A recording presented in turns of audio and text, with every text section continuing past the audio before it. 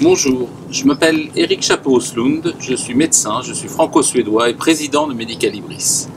Je voudrais vous parler de la prévention, de l'information médicale, de l'information santé, auquel je m'intéresse depuis très longtemps. Ça a commencé en 1967, lorsque je suis allé à l'école en Suède pour 2 ans.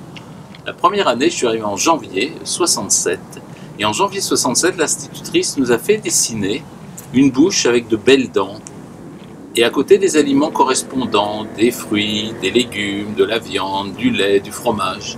Et une bouche complètement abîmée, carriée, avec des bonbons, des sodas et tout un tas de nourriture qui provoquait des caries. Alors qu'en France, à la même époque, quand on était sage à l'école primaire, on nous donnait des bonbons qui nous abîmaient bien les dents. Et je me suis aperçu que la prévention, c'était d'abord un état d'esprit, l'information santé aussi, et que ça ne coûtait pas forcément des millions. Je voudrais vous parler de Medicalibris, qui est plus qu'un projet puisqu'il est lancé et qui a pour vocation de fournir une information médicale de référence, facilement compréhensible, sourcée, validée, signée et cautionnée par les plus hautes autorités de la santé publique, des patients, des sociétés savantes, de professionnels de santé, etc. Cette information s'adresse à 4 niveaux. Elle s'adresse d'abord, en premier lieu, à l'usager, au patient, autrement dit. Elle s'adresse également à son entourage, qui parfois a besoin de comprendre la maladie de son proche, ou alors de comprendre son traitement, afin de mieux l'accompagner. C'est ce qu'on pourrait appeler l'accompagnement thérapeutique. Ensuite, elle s'adresse aussi, pour certaines questions, les signes qui doivent nous inquiéter, les questions de dépistage, à la prévention. Et ça s'adresse au grand public. Et puis le 4e niveau, c'est le professionnel de santé qui dispose d'une base de données, de sources d'informations validées, vérifiées, mises à jour, cautionnées, sourcées, et qu'il peut distribuer ou partager avec son patient ou son usager. Voilà un petit peu ce qu'est le projet Medicalibris. Alors comment peut être diffusée cette information? Eh bien, elle peut être délivrée sous forme de livres, un petit peu comme les célèbres guides de voyage que tout le monde connaît, une centaine de questions qui tiennent dans la poche arrière du pantalon, du jean. Elle peut être délivrée sous forme d'e-book, elle peut être délivrée par les box internet, elle peut être délivrée dans les logiciels des professionnels de santé, le pharmacien, le médecin, et à chaque étape de la maladie, elle peut être délivrée de la maladie ou du traitement, elle peut être délivrée ainsi pour aider le patient ou l'usager. Et ça, c'est très pratique. Alors, par qui est rédigée cette information?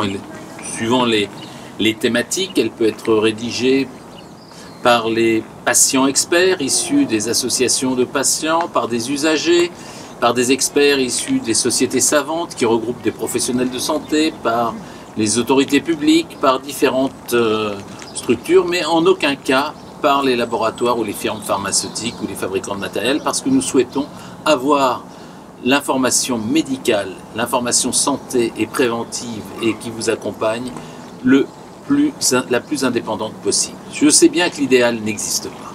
Mais enfin, cette information est à but non lucratif. Les maladies pauvres, entre parenthèses les maladies rares, sont financées par les maladies riches, entre guillemets les maladies riches qui touchent des milliers, des centaines de milliers, voire des millions de personnes.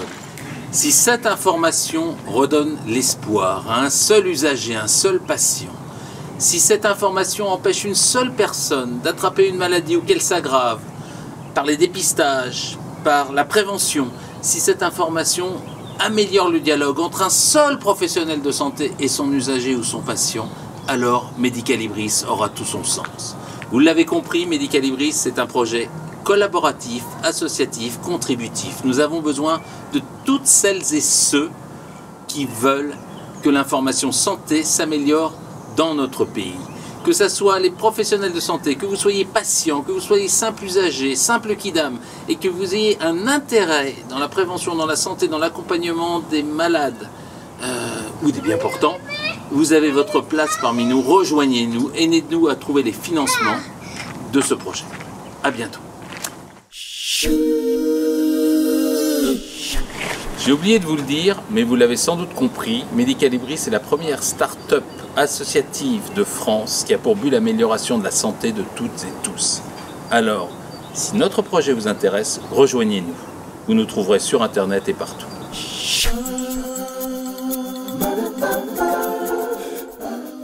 Notre premier guide sur la dégénérescence maculaire liée à l'âge ou la DMLA est disponible et beaucoup d'autres vont suivre. Merci, à bientôt, rejoignez-nous.